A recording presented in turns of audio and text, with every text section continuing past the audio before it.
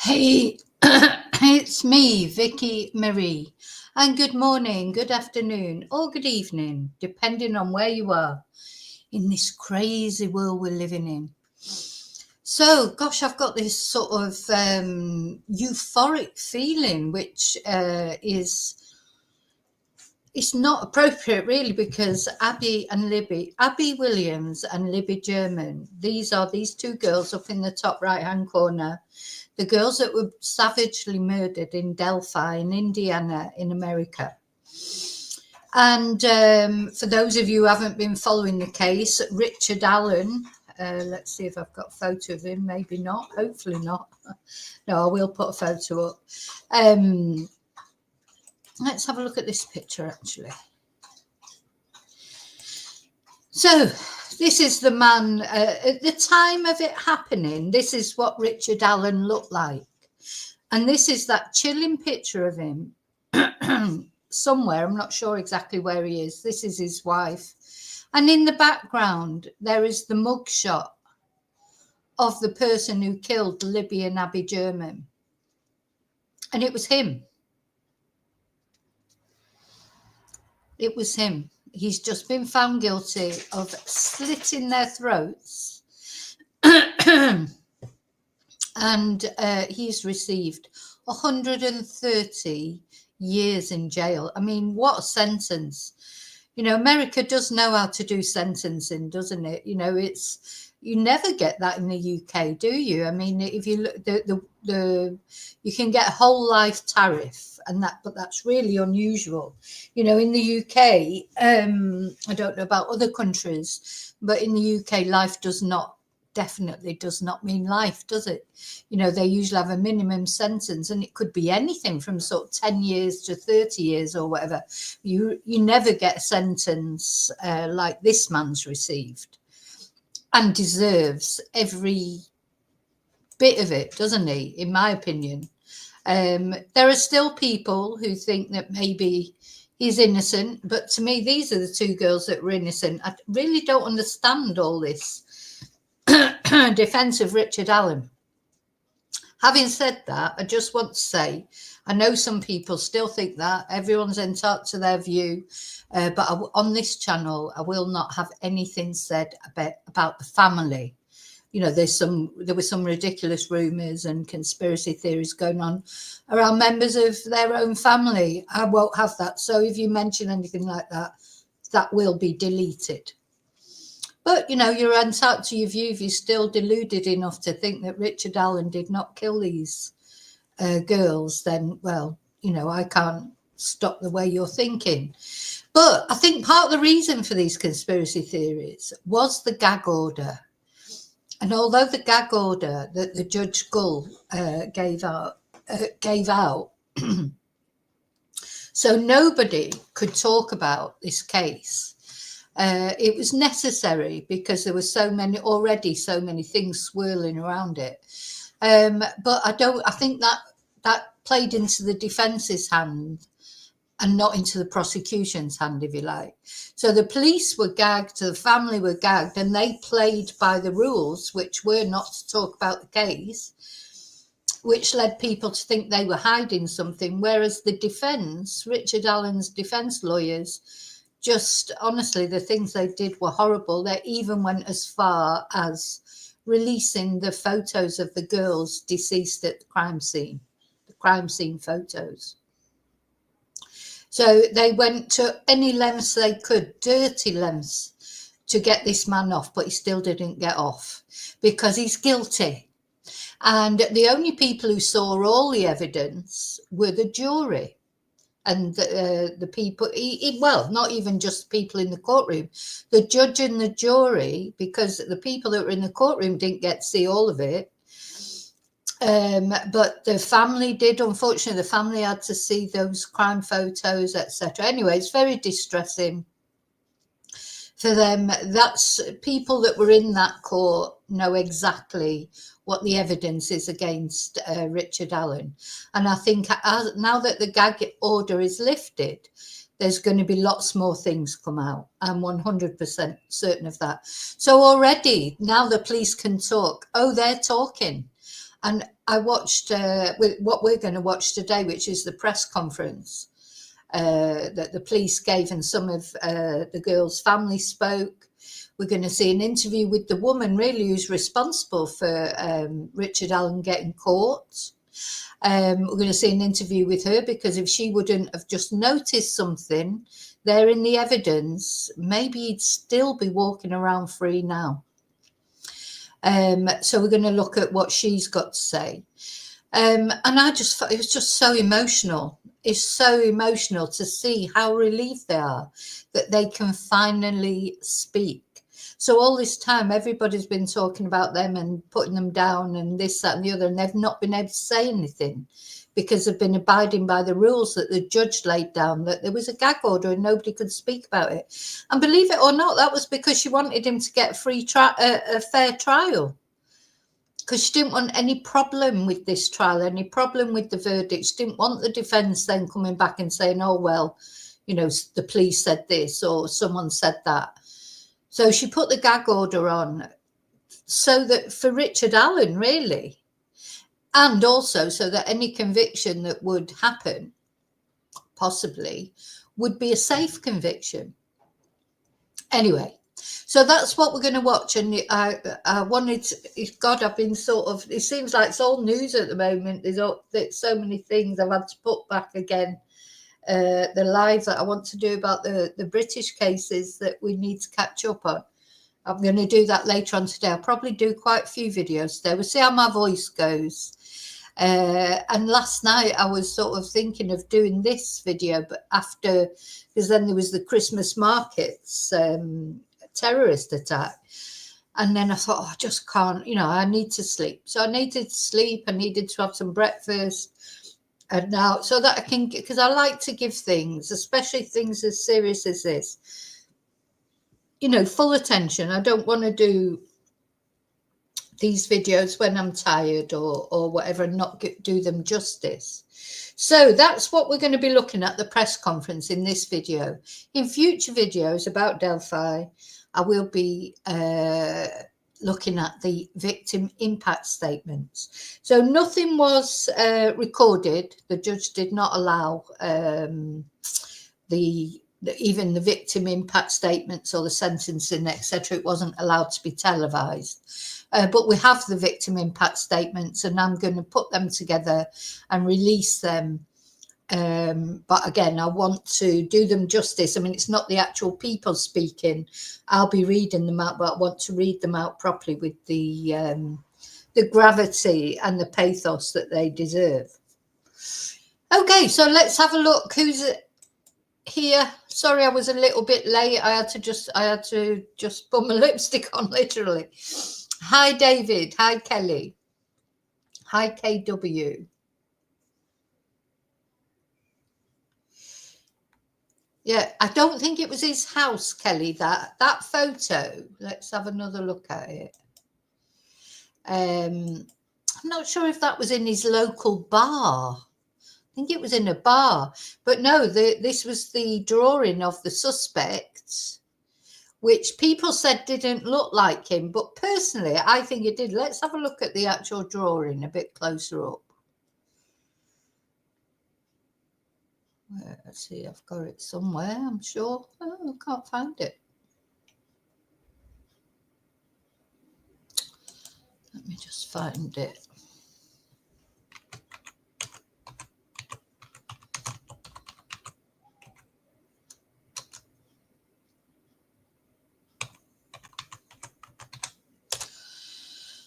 Let's see.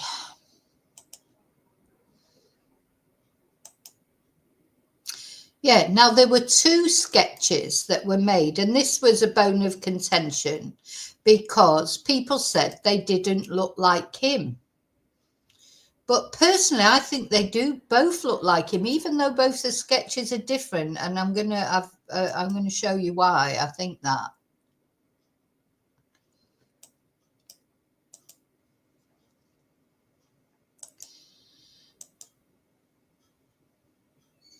So,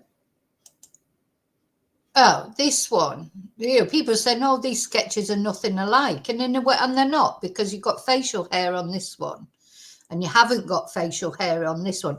Oh, but something that I want to say is the police have not ruled out the fact there might have been someone else involved. But what they're saying, the thing is, he's been found guilty. There could have been, if there was anyone else involved. They're looking at everything, if anything else come up. But to me, you see, I know this doesn't look like him really, but look, it's the cheeks. He's got this very sort of fat face with these gerbil or hamster cheeks.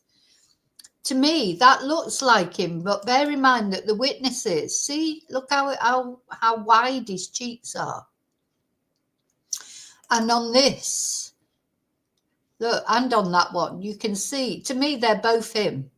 But the thing is, obviously, I think one of the witnesses that saw him said he was about 30 or something, but she was very young. I think to young people, they don't notice things maybe so much, and then they think people are older or young, they don't register things. But I don't know. Anyway, the thing is, he wasn't found guilty just because of the sketches. He was found guilty because he was a bridge guy. He was the guy on the bridge at the end of the day. And I definitely can look at this and think, I can see that's him, because the mouth as well, the mouth, and then these big fat cheeks. Anyway, it doesn't matter now. He's been found guilty and he's been sentenced. So, the jury was satisfied that he was guilty. So, that to me, the jury was satisfied he was guilty. And they came to a unanimous decision, don't forget as well. There was no hung jury. Everyone said, oh, it might be a hung jury in that. But people were talking about this case from their perspective, from what we knew, which wasn't as much as the jury knew. And with what the jury knew, they decided they were guilty. And to me, that's all, what's important. Now, KW, I understand what you're saying. He was bridge guy, definitely. I think there's no doubt that he was bridge guy. I want to just show that picture that I've got somewhere of him. Oh, I think there's no doubt he was bridge guy. And if he was, but now whether somebody else was involved, to me, that's always a possibility. Somebody else could have been involved, could have been more than one person, but then that's up to him. Also, of course, the fact that he confessed 60 odd times, and don't forget that the jury will have heard those confessions. Now, we know he confessed, but we haven't actually heard the tape recordings of his confessions, to judge whether we think he was undergoing psychosis at the time, or whether he was rational, because they say that those confessions were rational. They weren't done under duress. Let's have a look. Let's put another. Here's the judge. I just want to show you the judge. So this is Judge Gull, and she came in for a lot of stick. She came in for an awful lot of stick, but I think she dealt with this case well. The previous judge had recused himself. He couldn't cope with the blood in the case because Libby and Abby, there was so much blood because of their throats being slit. The original judge couldn't cope with it and he removed himself from the case. So Judge Gull came in, and she's been popular with some people, unpopular with others. But really, when you look at it now in retrospect, she did what she could for both Richard Allen and for the victims. You know, she put the gagging order on so that nobody could say, oh, you know, it's this or it's that. But I think that did work better for the defense, because it created so much mystery. That could only work better for the defense. And the defense didn't take any notice of the gagging order. The defense released the photos of the victims, you know, did all sorts of things, tried to bring in this Odinist crap defense. And she did turf that out straight away because she said there was no evidence of it. But what the defense did, which you could say is what a successful defense is supposed to do, they tried to create shade, didn't they? They tried to, let's have a look at another picture of him as well. He's like a chameleon, Richard, in these. Look, you know, to me, he just looks horrible. So the other thing he did, he tried to change his appearance. He grew a beard, shaved off his hair. If you took that beard away, that looks, I think, like these fat cheeks of this drawing. And that whoever the witness was that gave the information for this drawing, they obviously noticed those cheeks, but you would notice them, wouldn't you? They really, really are noticeably fat cheeks. You know, I'm not just being nasty, they are. Of course, other pictures of him then. So then, of course, he started to lose weight, didn't he? He's changed his appearance so many times. Now, this is how he was by the time the trial came. He was like a different person. He'd lost so much weight. Even his fat cheeks aren't fat really anymore. You wouldn't know that was the same person, would you? If you saw those two pictures, you wouldn't think. So this is the person he was when he went into prison. And of course, what the defense were trying to say was treated badly in prison, and he had mental problems and psychosis, and he was eating his own crap and doing all sorts of things. But that started later on, after it was coming up to the trial. And I did notice there was a picture of him going into the courtroom. He's put on weight again now. You know, I wonder if now that he's realised it didn't get him anywhere, if he's just started eating normally now again. Because there was a photo of him. Let's see if I can find it.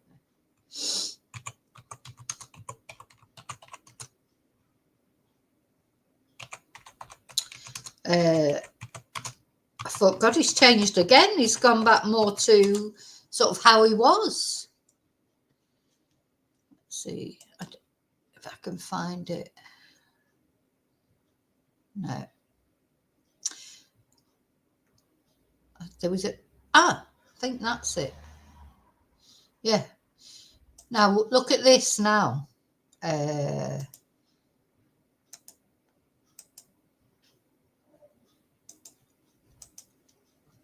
Here. Look, he started to put on weight again. Going back, looking more like he used to look. So I'm going to put that up on the actual.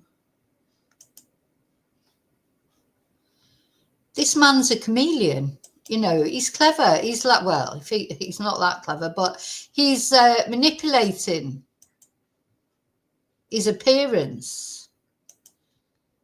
Yeah.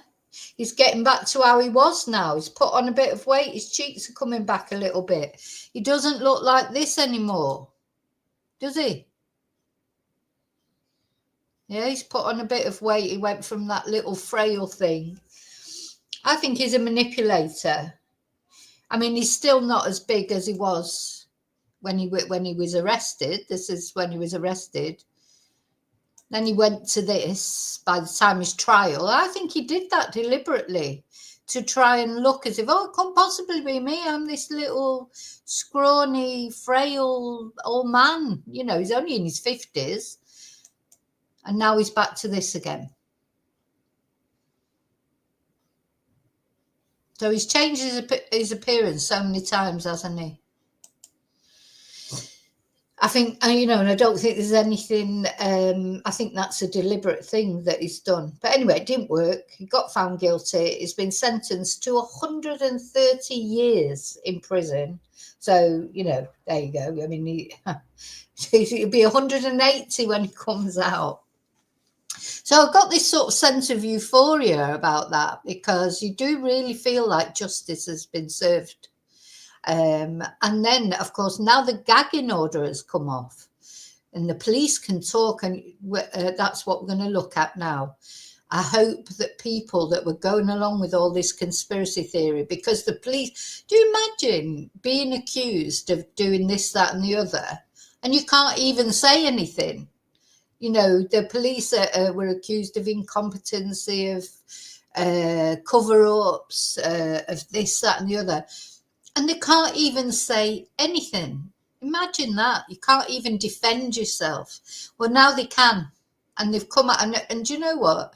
This, I hope you'll agree with me, but when I watch this press conference, there's one part in particular when one guy speaks, I was sobbing in tears because he's so emotional.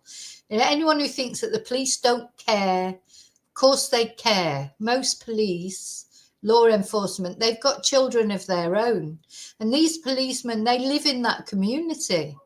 They're not going to want someone to go free while the wrong person goes to prison. They don't want their daughters or grandchildren or sisters or mothers or whatever to be attacked in this way. I just don't understand why anyone would think that the police would want to cover this up. But anyway, each to their own. Hi, Ninja. Oh, God, it's driving me mad. The content creators, because Ninja's a content creator like me. Thing is, we get stick from it, don't we? What other content creators say, because people come into our chats or leave messages and say, oh, well, such and such said this. And that's why I just can't have anything. I don't want anything to do with that, because then it's like you're being the wrong person because you're not going with that crap. Because if bloody content creator Kathy said it, it must be true. Must be true, because Kathy always tells the truth. And you're just like, oh, for God's sake, where's the evidence? Anyway, and because the police couldn't say anything, they couldn't. You had nothing to come back with, because I had no evidence either. So I can't come back and say, oh, well, the police say this, because the police weren't saying anything. So, as I said, I don't mind people giving their opinions. If they think Richard Allen is innocent, well, fine. But if they start giving me conspiracy theories about the family and this, that and the other, they're not. Yeah, exactly. Yeah, you do. So we get attacked. As content creators who aren't pushing out the conspiracy theories. It's the same with Sebastian Rogers. If you don't say that Katie did it, it's like, well, I think that's changing a bit now. I mean, I've said right from the beginning, I don't think that Katie or Chris had anything to do with it. Whether they're shit parents or not, I don't know. But being a shit parent is still different from actually murdering a 15-year-old boy. And I've never felt good about Seth, and I've said it right from the beginning. And I do sometimes things, there's been I'm not trying to say I'm always right, because I'm not always right, except I am. That's what I used to tell my son when he was little. Well, you'll learn one day, I'm always right. But, normally my feelings, if I have a feeling, they normally are, instincts are normally right for me. But, not always. But, it happens sometimes. You look into a case and you think, oh, either you believe that or you don't believe it. You can only go by your own instincts, can't you? But then you get attacked then by people for having your own opinion. It's like Jay Slater. There's some people on my chat that think there is more to it, and there's others that don't. But there's some people who can't even stand the fact that you say, that I say, I don't think there is any more to it. But they attack you just for having your own opinion, and yet they're bleating on about free speech and they should have their free speech. Well, yes, Me too. Me too. But anyway, let's not go into that. So let's have a look at this. So, yeah, but do you know that's the problem, Ninshi? Because I didn't touch Sebastian's case for a while, but the problem is, then who suffers with that is Sebastian, really, because people should be talking about Sebastian or any missing person, any case. And, you know, yeah, you do. You get turned off from it because in the end, you feel like you're just reporting on a circus, aren't you? And you've got no thing. I do feel like Sebastian's case has picked up a bit, if you like, since his birthday. I think people are seeing things a bit more clearly. I think with Sebastian ran away. That's what I think. But what happened to him after that, I don't know. But or hopefully, and I always hope that he has been. When I say abducted, that he's been taken somewhere by a family member. That's my absolute hope, because at least then he might still be alive. But otherwise, he probably isn't, and it's very sad. But it's sad when we stop reporting on it, because it's important, you know, to keep Sebastian's name out there until it's found out exactly what's happened to him. Anyway, I'm waffling on again. So let's have a look at this press conference.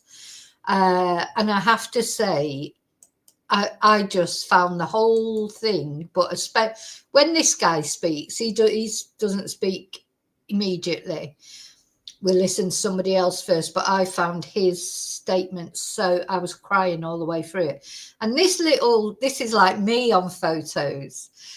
This little one here at the back, that's me. Whenever you have a group photo, you can just see my head at the back, like trying to poke out amongst all the tall people. I'm normally on my tiptoes and you still can't see me. Well, she is the lady who, found the clue, solved the case. She's a helper, isn't she? I've got a video ready. Kathy Shank, her name is. And she is the person who sort of was looking back through some of the information a few years later and found this statement from Richard Allen and thought, oh, that looks a bit strange. In fact, let's watch her interview first, just so you get an idea of her, because she's the hero of this. Testimony and the passion and the time, and I hear everybody else talking about the time, and even you being so humble of this is a team effort, Absolutely. What was it like for you to be a part of this? I mean, obviously you talked about it in trial, about how you came back and you wanted to volunteer. Why was that so important? I had worked with law enforcement my entire adult career for 40 years through Department of Child Services, through Child Protection. And I knew several of the law enforcement officers, the prosecutor at the time, Rob Ives. And when I learned of this, I contacted Rob and said I'd like to help. And that is exactly what you did. I mean, so yes. Much. Your role, obviously, we know from your testimony, helping file and organize and do all the things that... She's a volunteer as well. She's a volunteer. And she just, because you imagine Delphi is a small community. So when something like that happens in a small community, it's probably all they talked about. It's probably all anybody knew about. Probably a lot of them knew the families involved, etc. Probably most people knew someone who knew someone or was related to either Libby or Abby. It's a small community. So she then volunteered to help. Gosh, thank God she did. Need to be done in order for an investigation to kind of stay organized, if you will, the organizational side of things. When you were moving offices and you opened up that drawer and you came across this box, what went through your mind? And where, obviously we know where it ended, but what went through your mind? Oh my God, to the moving offices, she finds a box with this stuff in. I mean, it's like divine intervention almost. When I found that, I realized that I had not heard of this person. And I went to the file drawer and found the actual file for Richard Allen Whiteman at that time, as it had been written. And I read the report that Dan Doolin had made after he had spoken with him. And I, as being an investigator, I had looked at some of the statements from the girls that said they had seen a person out at the bridge. And basically, I put the two and two together, took it to Tony, and we went from there.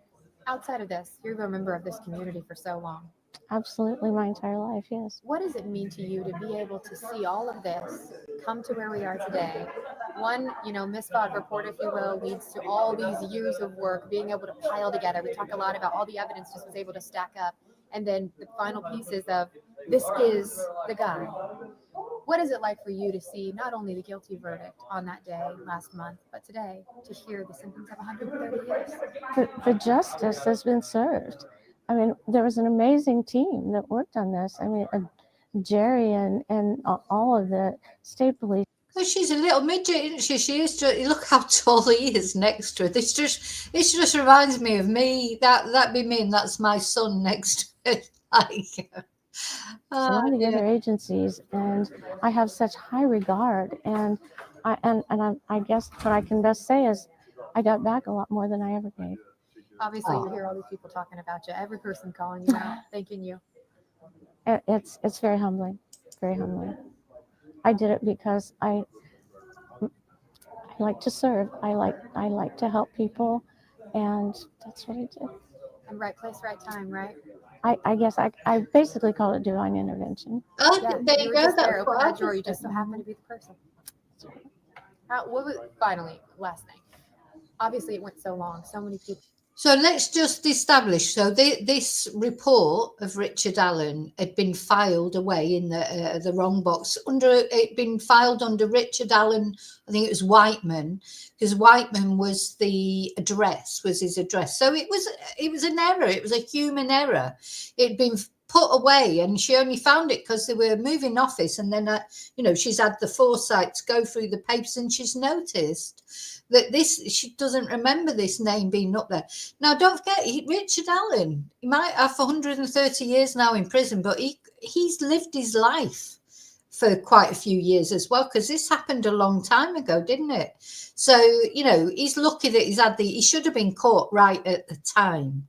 But anyway, he wasn't, so there's no point in going over that. But he's lucky that he got a few years of freedom before this. So he won't get any freedom now, but he did get some years of freedom to live his life while Libby and Abby, were stolen, had their lives stolen from them. Well, 8 years almost that you're, this community, like, please, we have all these things. We have video evidence of this suspect, and we still don't have the person. What was that like for you to be able to see law enforcement and investigators kind of finish putting that puzzle together after waiting for so long? It was amazing. And it was, I think I told Jerry, it was a well-oiled machine. I couldn't believe I had worked up to the arrest in my former profession, but I had never seen this, and it was amazing what they did. And they just went into action and did what needed to be done, and here we are today. Yeah. So, okay. So let's go back to let's do the press conference now. What have I done with it?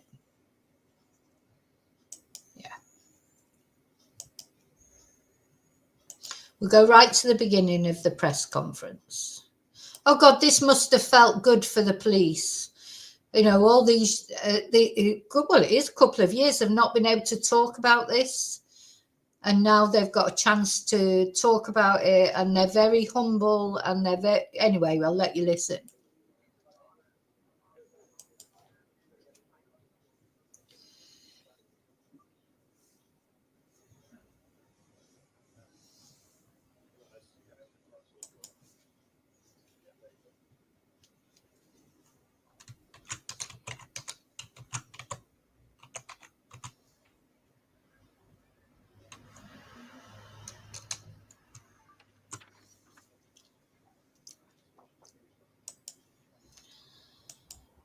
I found even as they were all walking in there, like, I'm filling up now. As they all sort of processed in like that, it was like really emotional. They've been waiting for this time. They've been waiting for the judge to lift the gag order, haven't they? And finally, finally. So you've got some of these people here, they have been on this case right from the very beginning when it first happened. And then, of course, you can see this guy, he's a bit younger, he's probably coming to it later. You know, it's it just such a poignant moment.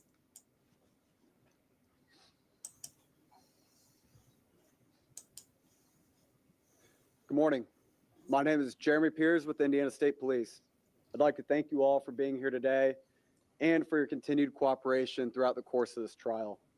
I'd also like to extend a special thank you to the Canal Center for allowing us to use their facility today. As we move forward, we remain committed to keeping Abigail Williams and Liberty German at the center of our focus. Their memory has guided us every step of the investigation, and the photo displayed behind us serves as a powerful reminder of why we're here and what this case has always been about. Due to the gag order, it has been some time since we have spoke publicly about this case. Now that the order has been lifted, we're grateful to be here today and speak to all of you.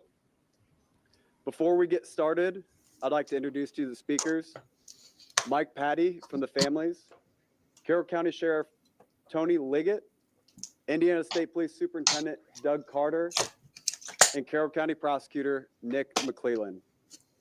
At the conclusion of their remarks, Prosecutor McClelland will take a limited number of questions, and he has requested that all questions be directed to him.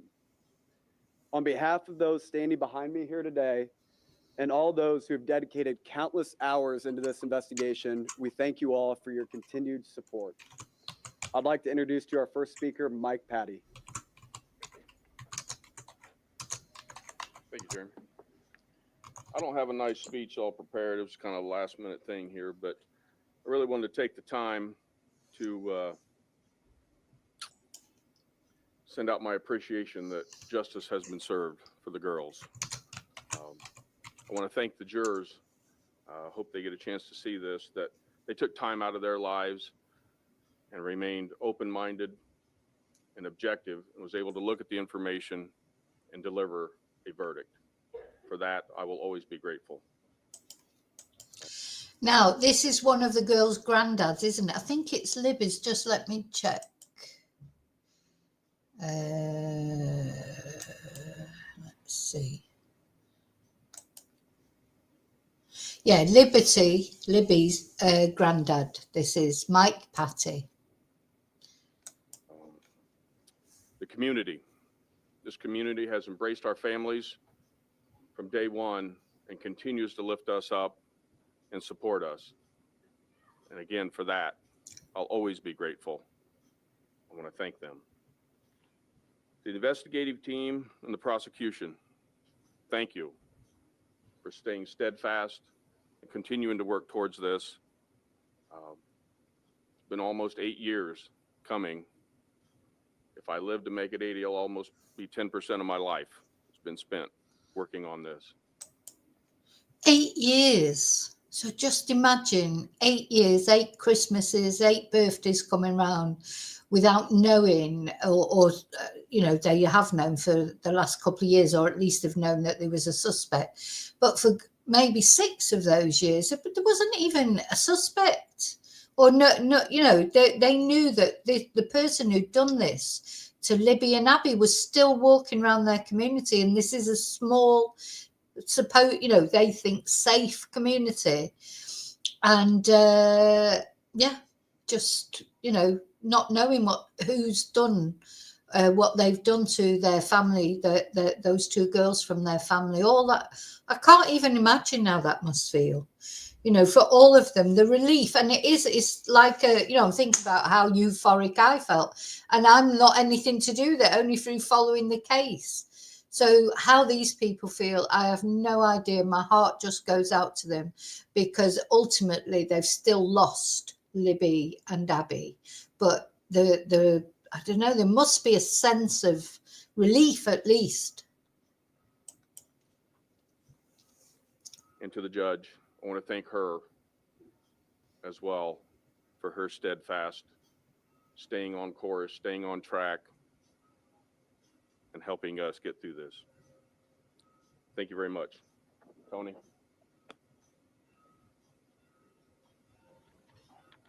Good morning.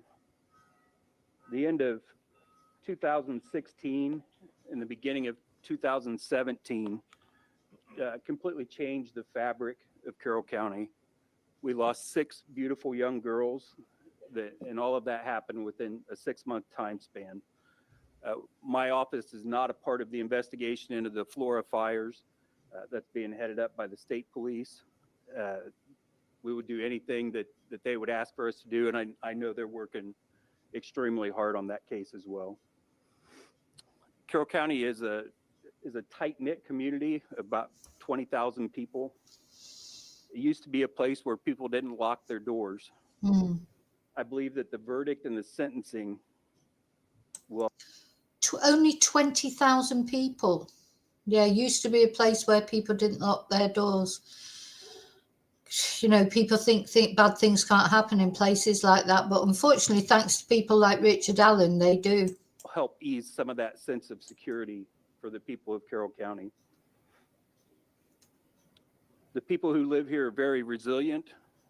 I think you can see that just in the families, the Germans, the Patties, the Williams.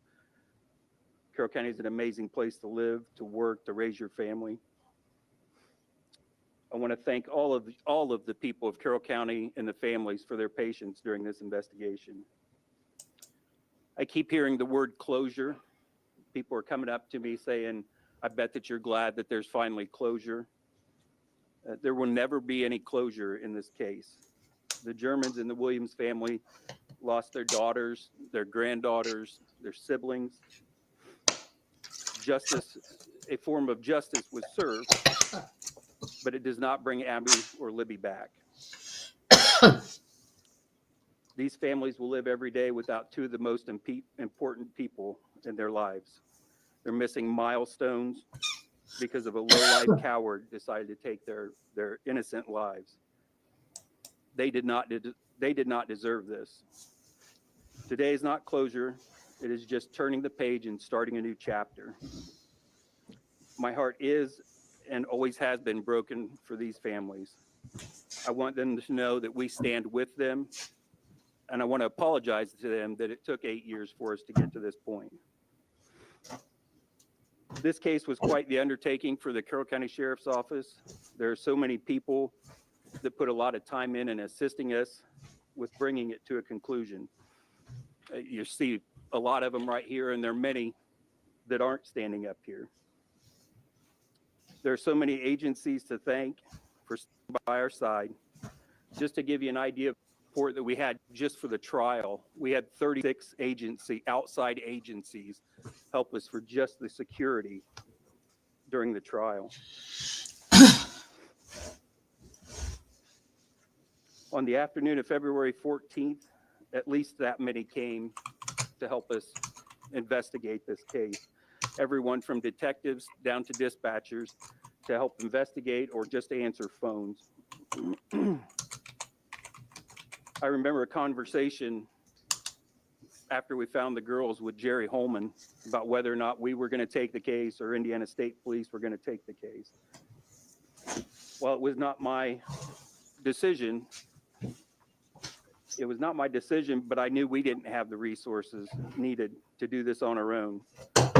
Holman made a commitment that if we took the case, ISP wouldn't leave us and they would stand by our side and provide any of those resources that we needed, and they did just that.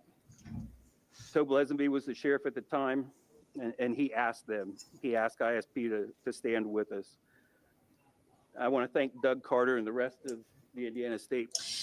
I just want to make a comment on what someone was asking there about, him living in. He lived in this community, worked in like a shop that did photocopies and printed off things, etc. And I just cannot believe that his wife, when she saw that video of Bridge Guy, I think his wife knows it was him. She's just in a denial.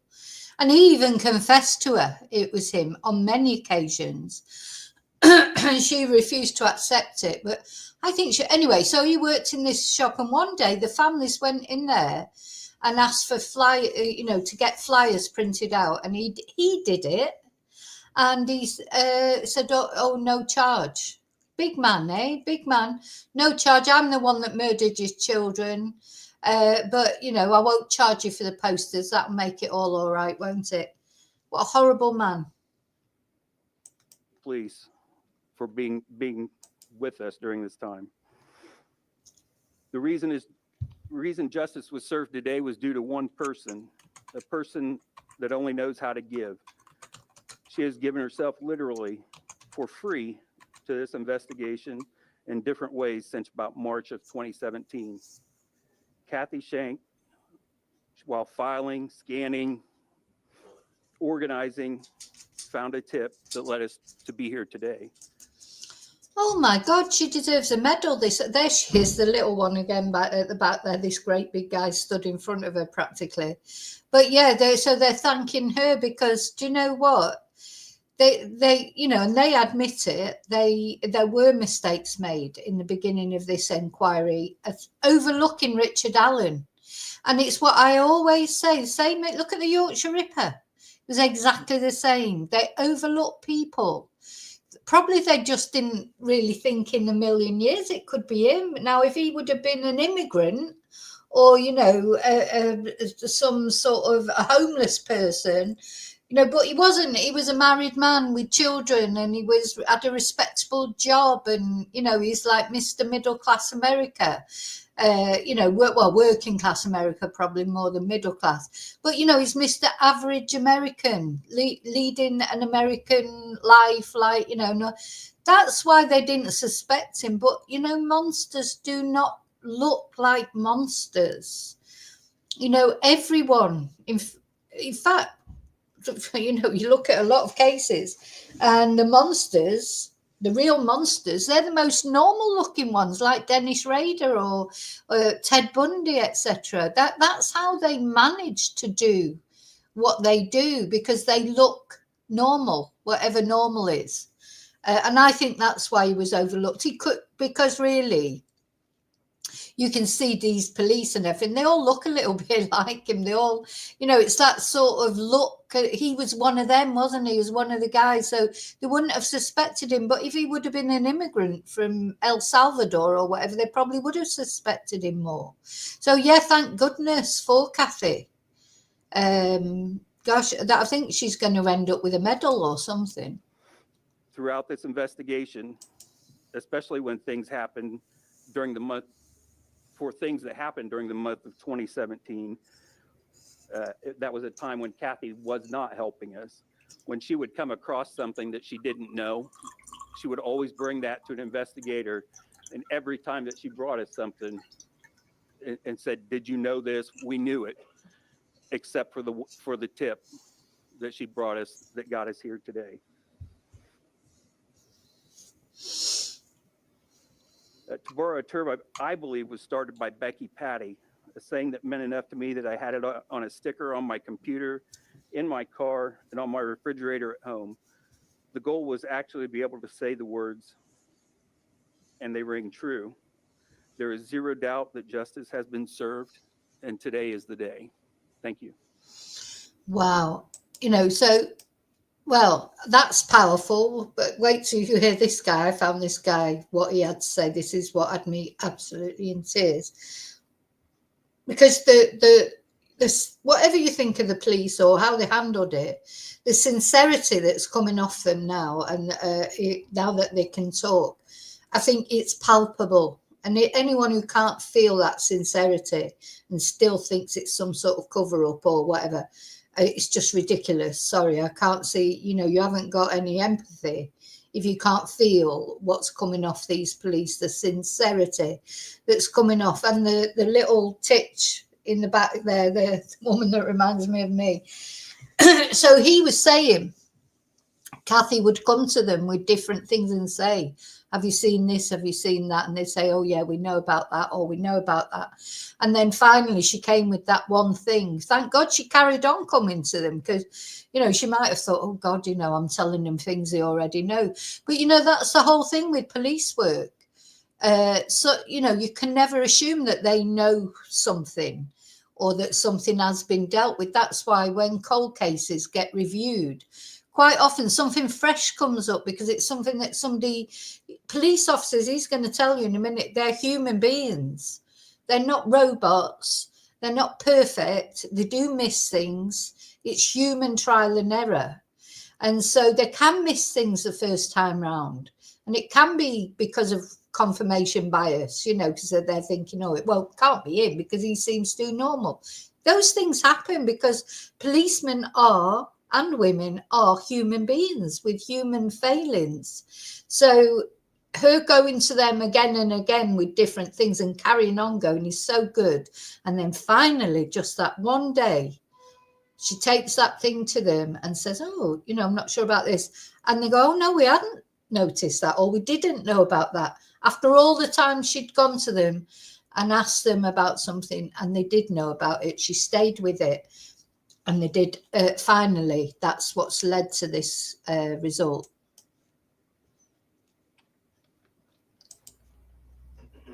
I had prepared remarks today, but I decided walking in here that I wasn't going to read them. John Perrine reminded me that 2,866 days ago, this entire thing began. I didn't know what I would think, and I didn't realize today we were going to be walking into the same room where many of you were, I believe in, again, from memory, April of 2019 or that time frame. And over the course of these last many years now, several of us, me included, have been mocked and ostracized for our emotion, for our inability to answer questions that you might ask, and the thought that we're something other than human beings. I'm not going to apologize for that. I often say I wish people could see what goes on behind the scenes, and not just with people dressed like me, but citizens of this county and of this city. It's amazing acts of unbelievable courage and self-service and self-sacrifice. I wish you all could have been in the courtroom today and heard the victim impact statements. I'll always. I wish we could have heard the victim impact statements as well, because again, I think they will. As I say, we do have them, but I need to record them and what have you. But we weren't allowed to actually see the families give their victim impact statements, and that's a shame because it's important. Those victims' families, they need, they should have their opportunity. Well, they've had their opportunity, but they should have their opportunity for everyone to see it, to tell the world what they think of this, what a difference this man has made to their life, how he has, changed their life. So I wish we were, anyway, we couldn't hear them, but I will be making a video recording them. And this guy, he's been on this case right from day one. And you can feel his emotion. You can feel his emotion, well, I can anyway. So it's just heartbreaking, and it must feel good and bad, bittersweet, isn't it? All this is bittersweet. There's a euphoria for the fact that he's never coming out of prison, and for the sentencing, for the verdict and the sentencing. But it's also very sad. Remember them. And I hope you'll get the transcripts and read what was said and try and understand the context of those words, even though you weren't in the courtroom. Over the course of these last many years, there have been many investigative strategies. Any notion of a cover-up, any notion of us deciding the outcome of this, any notion of any connection to anything else is not correct. It's not correct. I've never been a detective in my entire lifetime, but I get to represent some of the best on the planet Earth. And I listened to them intently. And when they made strategy decisions associated with what the next steps would be, My job was to support them, and I stand by those decisions, every single one of them.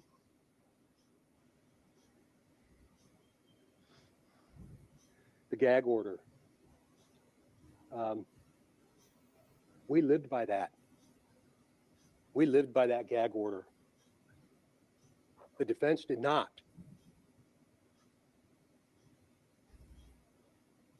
And it cost a human life.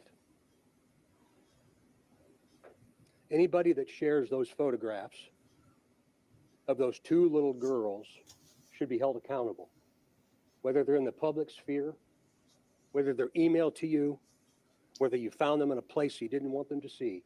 I hope that if you ever see them, you'll picture your own children as Abby and Libby. I'll never forgive that. I will never, ever forgive that. We lived by the gag order. Documents were released from the defense that drove a public narrative that many of you talked about. And damn it, I wish I could have responded, but I was not going to violate what Judge Gall said. So they were able to get these documents out there and create a public narrative.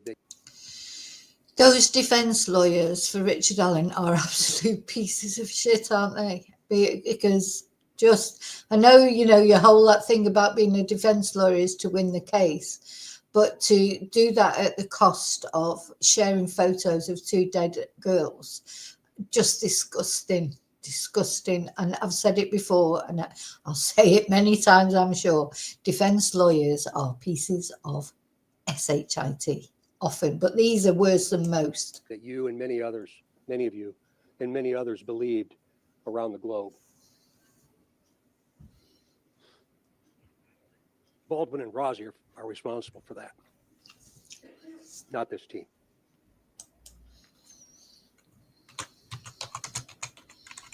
The family effects, I think you'll see the words that were spoken by the folks that spoke today about their lives and how they've been forever changed, how they'll never be the same. And they said it in ways that were beautiful in some kind of a mysterious way. There's an attorney in Indianapolis by the name of Guy Relford. And I heard Guy on the radio after the verdict, when a lot of hate mail came, death threats came.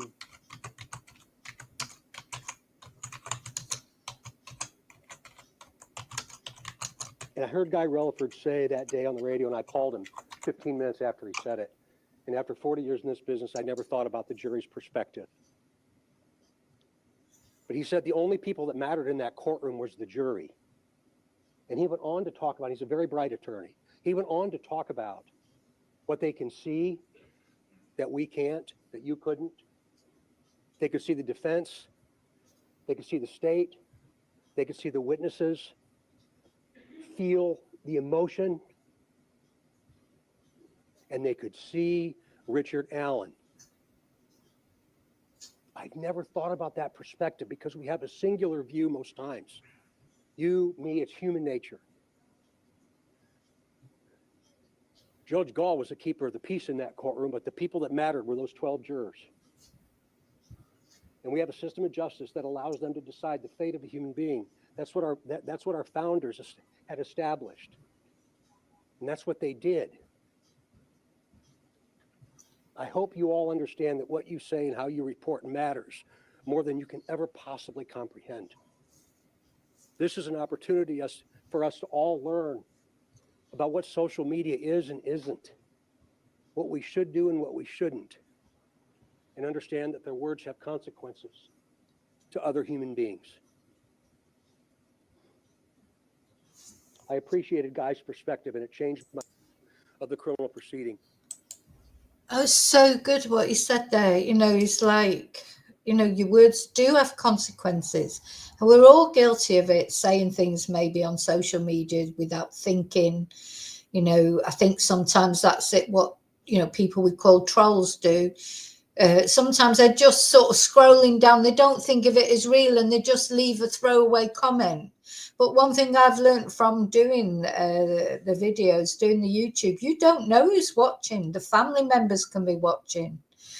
you know, you don't think it's hitting home to people. You're not maybe even deliberately trying to be nasty, maybe just putting your thoughts out there.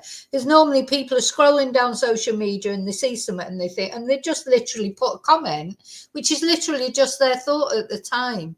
But what they're not thinking is your words do have consequences, you know. And I have learned that, and it's difficult sometimes because, you know, you get talking and you say what you think and you feel comfortable.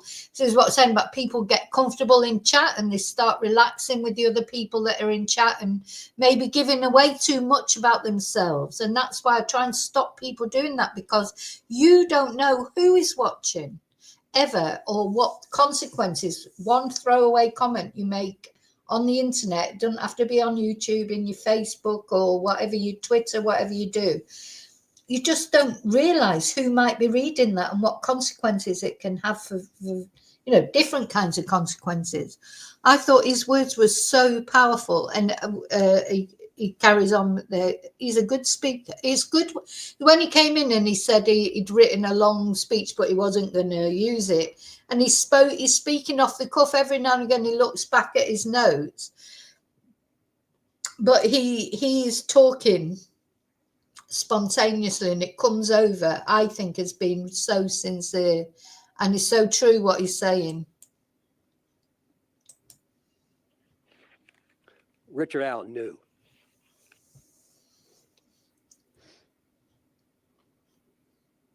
We live in a country where people can hate. People can say things about other people. And that's okay. Hate me. It's okay. It's one of the only countries in the world where you can. So hate me if you want to. The investigative collaboration. Hate me if you want to. Yeah, good. You just speak your truth. You have to speak your truth. If people hate you because of it, well, that's their problem, isn't it? You know, that's something else that I've decided, because I know that if I would go along with some of then a lot of YouTubers, I'm sorry, social media people, they go along with what they think will get them the most views or the most clicks or the most this or that. It's, you know, sometimes you're really struggling to think, well, what is their actual view? You know, it's easy to go along with, it's easy to, tomorrow if I put a video out saying, oh, Richard Allen wrongly sentenced to 130 years, you get much more views than if you put out a video that says, oh, Richard Allen deserves everything he gets, because people love conspiracy theories.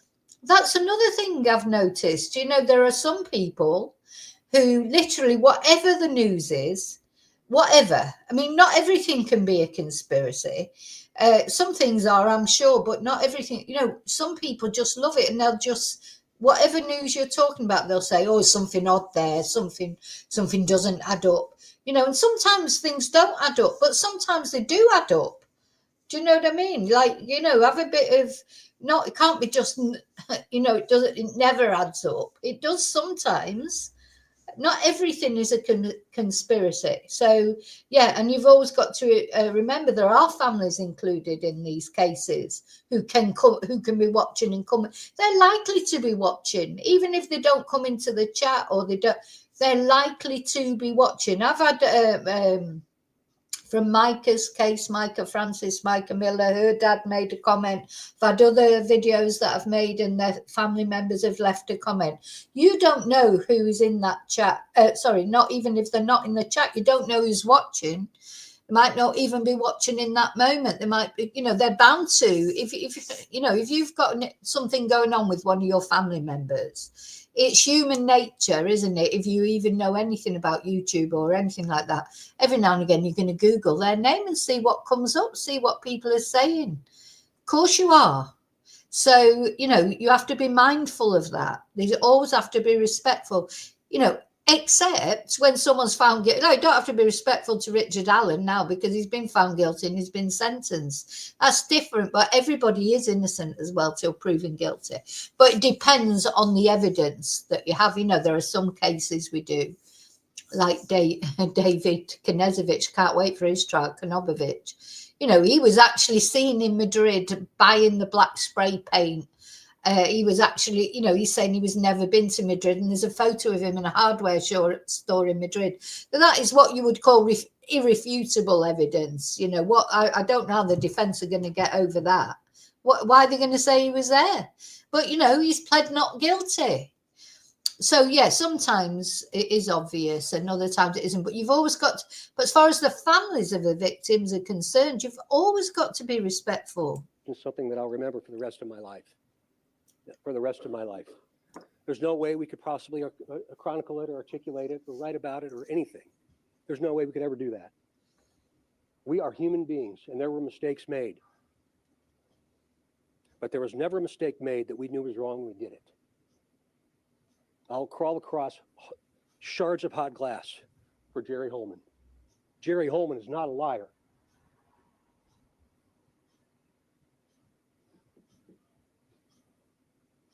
Jerry Holman gave the last 8 years of his life to something much greater than himself. We fussed with each other throughout the course of this in conclusion. We argued with each other. I remember Tobin and I had an argument right here in this other room in April of 19, as you should expect us to. There was no groupthink. We debated each other, as you should expect us to. But then the defense spins it into incompetence. It's ridiculous. It's ridiculous nonsense for Baldwin and Rozzi to have done that. And finally, most importantly, to the Delphi community and to the family of Abby and Libby.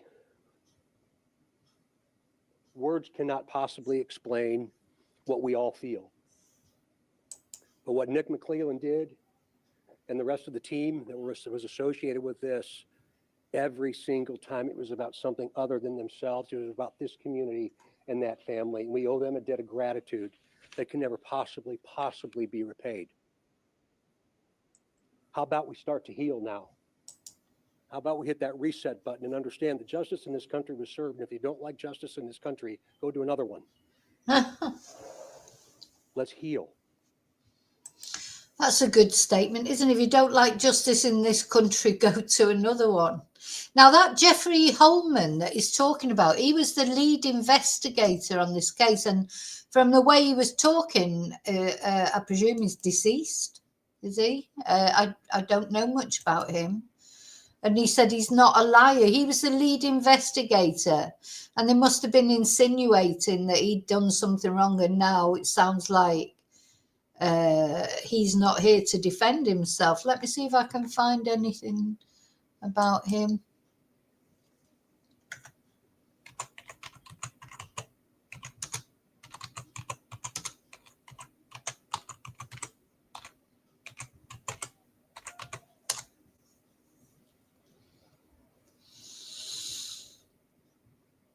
Yeah, we'll have a look at something about him in a minute. I've found a video of him, see if we can find something out about him. The thing is, as well, you know, for a case to get to trial is difficult. So to me, if they actually taken someone to trial, if they've managed to get it past the district attorney with enough evidence and blah, blah, blah, blah, it's likely that they are guilty. It's got to, you know, you have to feel that because it's not easy to get cases to trial in the first place. But of course, that's the whole purpose of a trial. You know, the prosecutors have to prove beyond reasonable doubt that this person is guilty. And only the jury have the full facts, only the jury and the judge, I suppose. So, you know, the fact that Richard was found guilty, and also, you know, it wasn't a hung jury, you know, he was found guilty by all the jurors, really should, you know, you have to trust your justice system in that sense. If you don't trust it, then if people are going to say that after a jury convicted him, you know, unanimously, he's still not guilty, well, what are you saying about your country and your justice system? You know, the thing is 12 jurors found him guilty. So, you know, despite all the shenanigans of the defense and all the things they tried to, all the shade that they tried to throw, he was found unanimously guilty. So you've got to accept that. Now he's got his appeal. He'll appeal. I don't think he'll get anywhere, but anyway, he will appeal. And if apparently he's going to have a new set of new defense lawyers in the appeal, hope they're a bit more honourable than the ones that were in this case. But yeah, he's got his right of appeal. I mean, you know, they've got all these rights, but you know, sometimes people are just guilty. You know, I don't think Richard Allen would have even been in that position if he wasn't guilty. Tone down the rhetoric. Stop all the politics and all the nonsense and all the conspiracy theories, and understand that we all tried the best we could. That should be the message to us and to our kids and to this most amazing place we call the United States of America. Well done. Thank you all.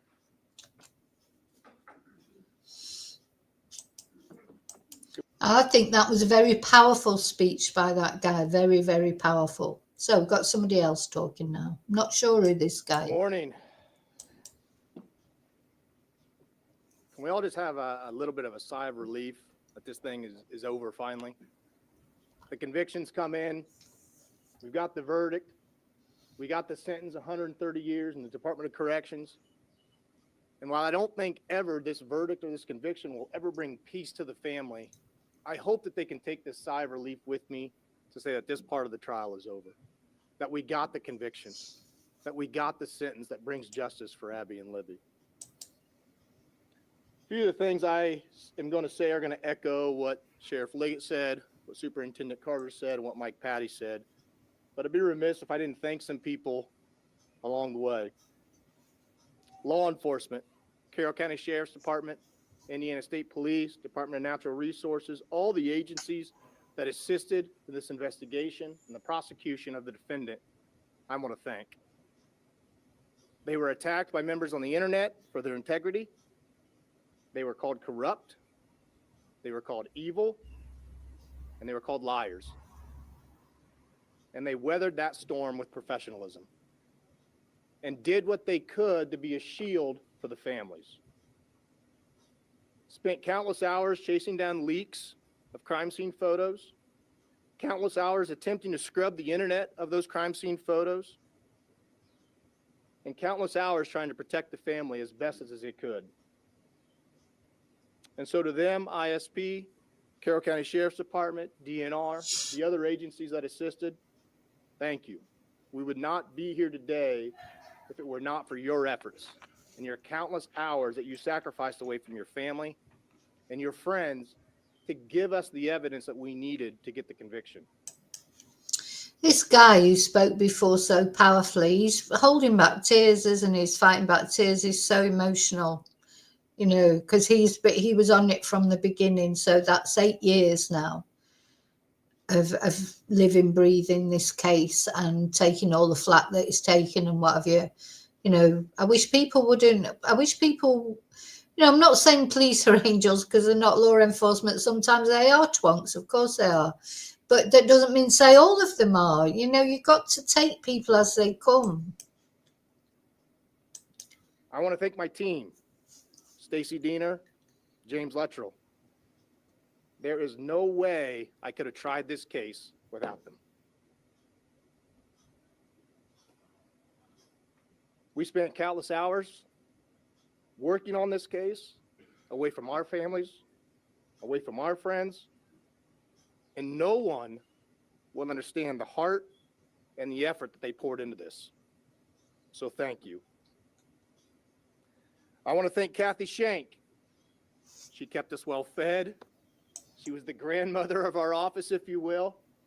She made sure that whatever we needed, she took care of, and she never complained. He's trying to get her where she can be seen, but this is Kathy's just this a head over his shoulder. I don't know if she want to be called the grandma of the office, maybe the mother of the office, but you know, I don't know how old she is. But so yeah, Kathy Shank, of course, for anyone who's coming in and didn't see it, this is this midget. Yeah, I was saying this is what I'm normally like on photos. You can just see the top of my head. And she was the volunteer who worked in the office and who found the details about Richard Allen and realised that this person had not been investigated properly. And that's how Richard Allen was caught, tried and found guilty and now sentenced to 130 years. Thanks to this lady. Yeah. And this guy who was just trying to put her somewhere where she could be seen, but she's too small. She's a titch. And without her, we would not be here.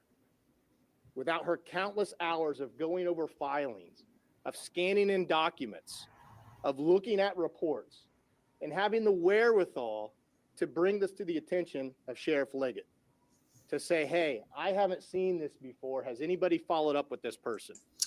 Do you know, it's always the granny that solves it. You know, maybe I'll solve a case one day. When I'm a granny, I'm not a granny yet. I'm sort of giving up a bit on that. But yeah, she's the Miss Marple, isn't she, of the police department? The thing is, they're all busy doing other things, and sometimes it needs someone to be looking. Not everyone's a detail person. Kathy is obviously a detail person, and that's what they needed, you know. And you know, no offense to men, but you know, they're not always detail people, are they? So you know, God, you send them into, they ask you where something is and you say it's in the kitchen, and they go in and they come out and go, where, like that. You know, that's how detailed men are. They can't see things that are right in front of their nose sometimes. So thank God for someone like Kathy to point it out to them. Without her, we would not be here. Without her, we would not have an arrest, a conviction, and a sentence. She was the key part to this investigation. The needle in the haystack, if you will, that brought this investigation to a close to where we could make an arrest. Kathy Shank, I thank you. And finally, the family. The Williams, the Germans, the Patties. Thank all you guys. The support you gave me throughout this. Those times when I said you had to abide by the gag order, that you wanted to respond to the things that were being put out there, the allegations against you, against your family members, that you respected me to the point where you were willing to agree to abide by that gag order for the betterment of the case. The fact that you supported me throughout it, and I know there may be times you doubted, but you endured. And without your help, we wouldn't have got the conviction. And without your victim impact statements and the graceful words that you gave to the court about how this has influenced your lives, we wouldn't have got the sentence that we got. 130 years, maximum sentence on each count. And so I thank you. Finally, I'd be remiss if I didn't thank Abby and Libby themselves. Oh God. Libby for recording the defendant as he walked across the bridge, having the wherewithal to pull out her phone and record that individual, having the wherewithal to know that something wasn't right. Arguably the biggest piece of evidence that we had, that recording of their killer. And then to Abby for hiding the phone from the killer so that he couldn't take it with him, hiding the phone so that law enforcement could find it and get that piece of evidence that Libby had collected. Without the efforts from those two little girls, we wouldn't be here today. So that's very emotional, isn't it? And very powerful because, yeah, Libby took the photo of Richard Allen on the bridge. And then apparently Abby helped to hide the phone. So when he went, he didn't know. Mr. fucking criminal mastermind didn't realize there was a phone there with photos of him on, a video of him on it, and even his voice and everything. And we still have not seen the full video either, don't forget. And maybe eventually one day we'll get to see that full video, maybe not till after the appeal. I don't know how things work. But we haven't seen the full video. So Libby had the wherewithal to take that video, and Abby had the wherewithal to hide the phone. I don't know where it was. But anyway, he didn't realize he didn't take it away with him, did he? I'd never really thought about that. Why did he not take the phone away with him? It must have been hidden somewhere.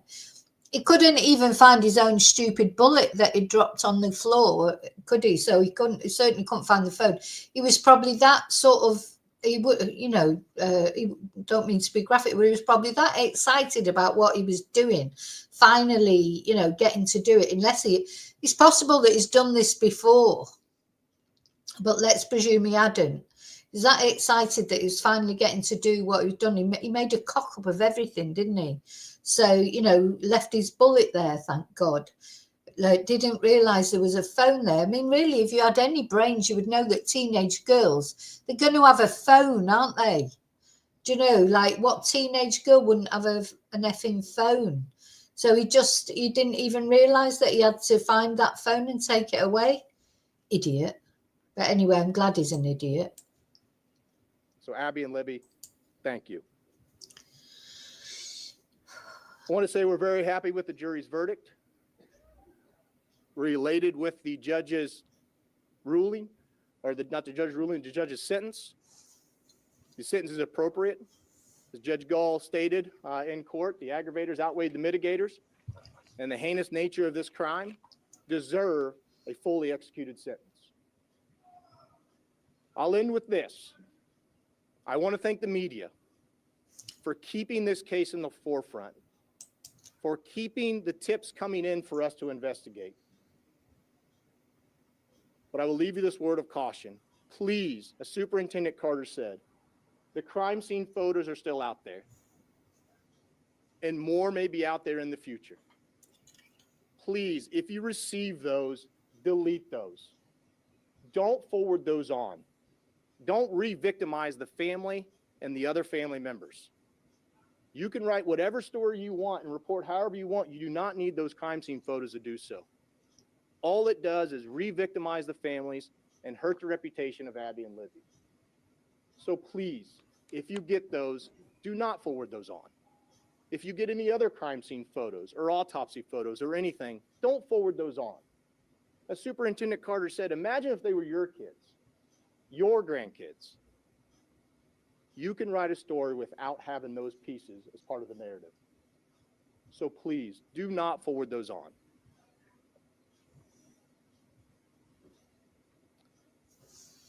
I want to thank the community finally. There's got to be a special place in hell for those defense lawyers or whoever released those photos. There's got to be a special place in hell for them as well, haven't they? You're not murdered the girls, but you're murdering their reputation and you're hurting their families. We should all think that if it was our child, our grandchild, and their bodies, and how they died, they're awful, and they were horrible. I've seen reenactments of them, that were in the court, that were released, that were in the court.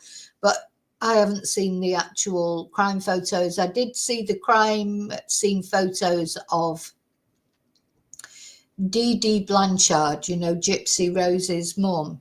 I never want to see any again. I mean, the most horrible images, and whatever Dee Dee was or wasn't, she was brutally murdered by her own daughter, really, more or less, or her daughter's boyfriend, while her daughter was in the bathroom having shaving her legs and everything, ready to have sex with her mother's murderer. So, that's Dee Dee didn't deserve that. That again, who leaks these things? And why can they not be prosecuted? Why can it not, if they know that it's them that leaked it, why are they not being prosecuted? Everybody in the community locally has supported my office, supported law enforcement. The show of support from them has been just unforgettable.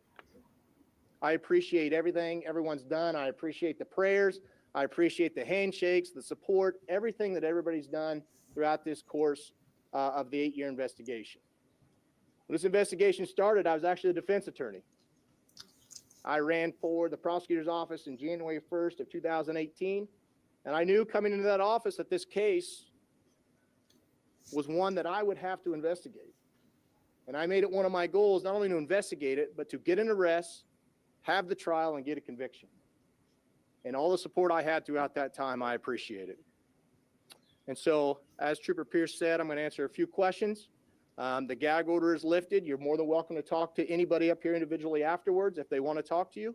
But I will take a few questions here and now.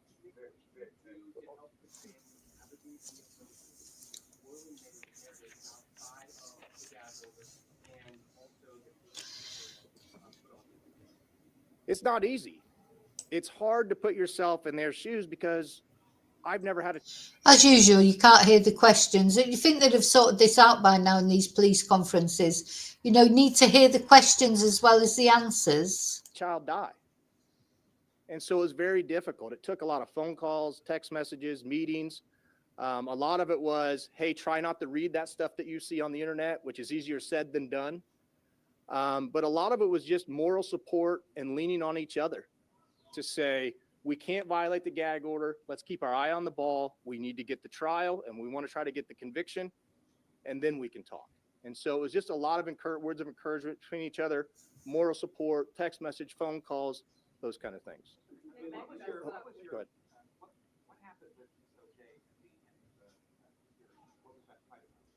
It wasn't a fight. She was just commenting about some things that were said at sentencing, and I'm just going to keep those things to myself. Well, I don't know if she got up in my face. I'll just keep those things to myself. She was just commenting on things that were said at the sentencing. Yes, ma'am.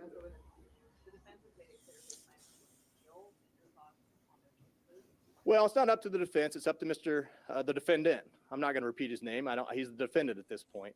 And so he has 30 days to file notice with the court that he wants to appeal. If he doesn't file that notice, then there is no appeal. And so once he files that notice, we'll deal with it accordingly. We'll work with the Attorney General's office to represent the state, and we'll give them whatever support that they need in order to draft a response to that appeal.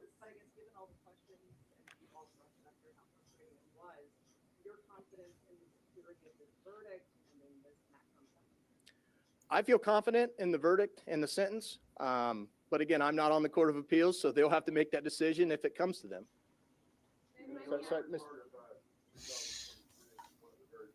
It's just they always ask the most stupid questions, don't they? So I'm not even, and we can't hear the questions, but you can tell from the answers that they're talking a load of rubbish. So what I want to look at, I'm trying to look at this guy. Who is this guy that they were talking about, the lead investigator? Anyway, to be honest, I really need to go now. So, because I'll be back on shortly talking about some British cases that I've been putting off. I'll be back on, it was due to start at 12. It won't be at 12, Spanish time, that is. I need to sort of go off and get my head together and get ready to do that video justice, because I've got quite a lot of cases to talk about there. And hi, Seffi. Hi, Darren. Sorry, I'm just finishing this video now, but I'll be back in a couple of hours. So what I want to say to finish off is rest in peace, Libby and Abby. I hope, somewhere you can see. I feel like when I'm looking at them there, I get these sort of feelings. I think they are happy about that verdict and that sentencing. And Libby will be especially happy because she wanted to be a forensic scientist. She wanted to solve crimes. That's what she wanted to do. That's what she talked about that she would like to do when she grew up. And she's solved her own crime or helped to solve it by the video that she took, and then Abby managing to conceal the phone. So, well done, girls, because at least now he won't be able to hurt anybody else. But I hope you're, at least you're together, and I hope you're up there in heaven having a good time. And, let's just hope on the next plane you'll get a chance to live your life properly, instead of having it stolen from you like it was. Okay, so I liked what that policeman said as well, that he's not going to mention his name anymore. He'll be the defendant from now on. That's good, because, it's good not to mention his name. We should only really talk about Libby and Abby, their names. We shouldn't really mention his name, because very soon he will be forgotten, but Libby and Abby will never be forgotten. Okay, so I'll see you really soon in the next video. And until then, as always, and it will be soon, it'll be in a couple of hours. Until then, may your God go with you. Thank you so much.